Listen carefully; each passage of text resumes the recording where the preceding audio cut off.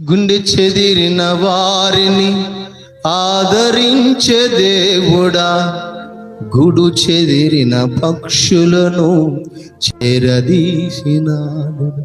త్యాగశీలుడా నీ కొందనాలయ.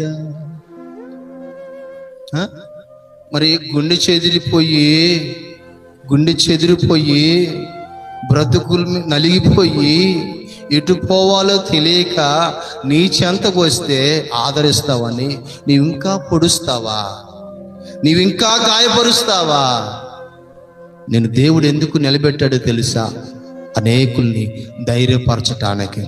గుండె చెదిరిన వారిని బాగు చేయగలిగిన ఔషధముగా దేవుడు నిన్ను నిలబెట్టాడు. స్తోత్రం చెప్పండి. నీ మాట కట్టాలే గాని విడగొట్టకూడదు. నీ మాట సమాధాన పరచాలే గాని గొడవలు పెట్టకూడదు. నీ మాట గాయాల్ని మాల్పేదట్లు చేయాలి గాని ఇంకా గాయములను